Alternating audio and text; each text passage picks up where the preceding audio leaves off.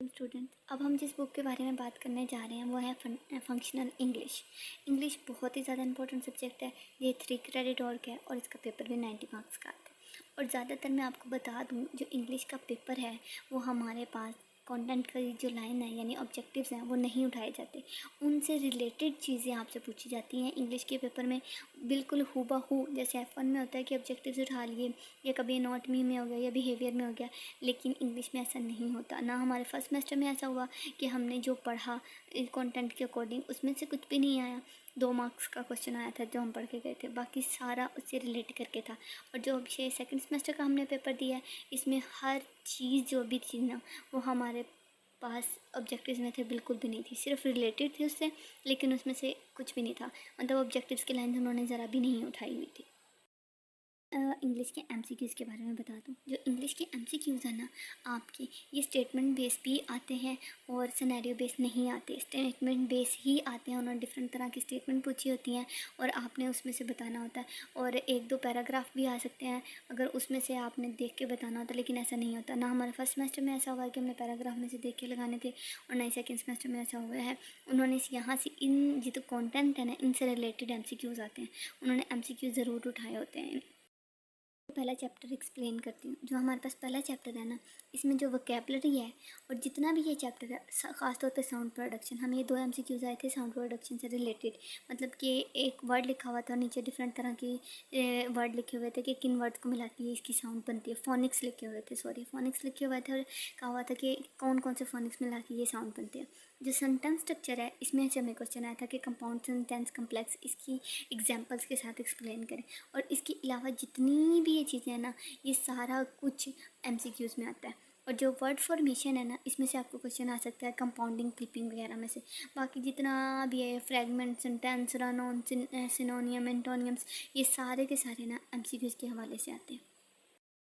अपने चैप्टर्स को देखोगे ना तो आपका जो पहला चैप्टर है ना वो सारा ग्रामर से रिलेटेड है, और आपका जो दूसरा और तीसरा चैप्टर है ना ये सारा का सारा राइटिंग से और स्पीकिंग से रिलेटेड है, जिसमें आपको समझाया गया कि आपने चीज़ों को लिखना क्या है। कोई भी चीज़ लिखते हुए आपने किस चीज़ का ख्याल रखना है। खासतौर पे थर्ड चैप्टर में देखें, आपको इंट्रोडक्शन, बॉडी, कंक्लूजन और फॉर्मेटिंग का बताया गया। फॉर्मेट से मुराद जैसे हम एप्लीकेशन लिखते हैं उसमें to, principal, madam, respective subject, body होती है, एंड पे हमारे पास साइनर चीज़ें होती हैं इस तरह की। ये आपको फॉर्मेटिंग के बारे में बता दिया गया। अब स्ट्रक्चरिंग डॉक्यूमेंट में आपको बताया गया इंट्रोडक्शन, बॉडी और कंक्लूजन के बारे में।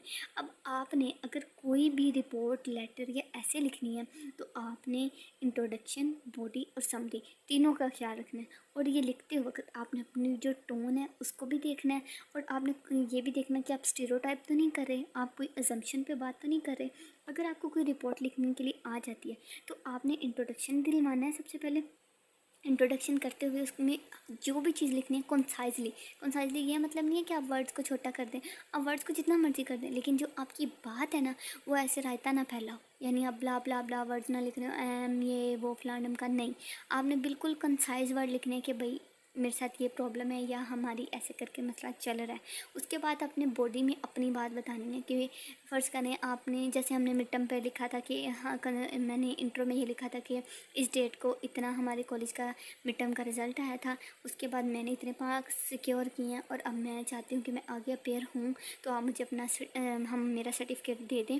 और ऐसे करके मैंने लिखा था। तो आपने कुछ भी लिखते हैं रिपोर्ट या ये ईमेल वगैरह, तो इन चीज़ों का लास्ट में ख्याल रखना। और कोई भी क्वेश्चन आ जाए जो आपको नहीं आता, घबराना नहीं है। जस्ट आपने वो देखना है कि किस चैप्टर में से है, उस लिहाज से आपने डाल देना, अच्छा इसमें ये चीज़ें थी और माहौल से रिलेट करना है बस। चैप्टर को अगर आप ध्यान से देखेंगे ना, जो सेकंड चैप्टर है ना उसमें आपको बताया गया है कि अगर आपने कोई भी चीज़ लिखनी है ना तो वो कैसे लिखनी है। यानी पर्पज़ क्या होता है, कितनी तरह के पर्पज़ होते हैं, किस मकसद के लिए आप लिखते हो, ऑडियंस कैसी होती है। यानी बच्चों के लिए हम अलहदा लिखते हैं, बड़ों के लिए हम अलहदा लिखते हैं, बूढ़ों के लिए हम अलहदा लिखते हैं, दोस्तों के लिए अलहदा लिखते हैं, घर वालों के लिए हम अलहदा लिखते हैं। और जो हमारे पास कॉन्टेक्स्ट है वो कैसा होना चाहिए, यानी बच्चों के लिए हम सिंपल और सादा वर्ड यूज़ करते हैं, बड़ों के लिए कॉम्प्लेक्स, और जितने हायर अथॉरिटीज़ हैं उनके लिए और भी रिस्पेक्टफुल वर्ड यूज़ करते हैं। उसके बाद ऐसे ही आपको इसकी टोन बताई हुई है, इंसेप्शन बताए हुए हैं, स्कीमिंग, स्कैनिंग इसके बारे में बताया हुआ है, एक्टिव लिसनिंग बताया। इसमें आपको सारा कुछ बताया कि आपने लिखना कैसे। और जो नीचे वाला है ना उसमें आपने राइट करना है, इट्स सेल्फ राइट करना है, आपसे राइटिंग करवाई जाती है।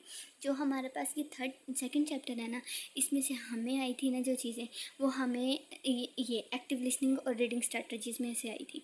और जो ये वाला थर्ड चैप्टर है ना, इसमें हमारे पास आया था प्रोफेशनल राइटिंग में हमें रिपोर्ट दी गई थी, उसके 2 पार्ट थे।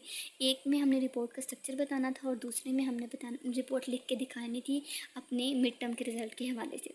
अब मैं आपसे ये आपको यहाँ मैं प्रो टिप ये दूँगी कि हम ये तो नहीं, एक से ज़्यादा तो नहीं अब applications, reports, letter, business emails नहीं याद कर सकते, हम कितने भी टॉपिक्स पे याद नहीं कर सकते, लेकिन हम उनका स्ट्रक्चर याद रख सकते हैं। आपने इन सब के स्ट्रक्चर बहुत अच्छे से करने हैं, जितने अच्छे से आप कर सकते हैं, जितने अच्छे से आप ये करेंगे, आपको स्ट्रक्चर आता होगा, अंदर आप कुछ भी लिख लें, आपको मार्क्स मिल जाएंगे।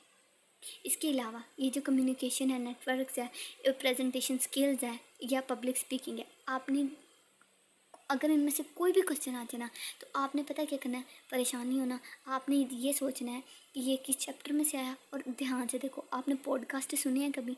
जिन बच्चों ने सुने हैं वेल एंड गुड, जो स्पीचेस सुनते हैं उनको पता होता है कि, या जो हमारे पास तकरीरें वगैरह सुनते हैं कि कैसे एक आदमी पब्लिक में खड़े होकर बोलता है, उसकी टोन क्या है, उसकी पिच क्या है, कितना कॉन्साइज लिखना है। कॉन्साइज से मैं आपको एक और बात बता दूँ, ये जो इनसा कंसाइज क्लैरिटी है ना, इसमें हमें थी समरी में तकरीबन हमारे पास काफ़ी बड़ा पैराग्राफ था और लिखा हुआ था कि आपने इसको 200 से 250 तक वर्ड में लिखना है।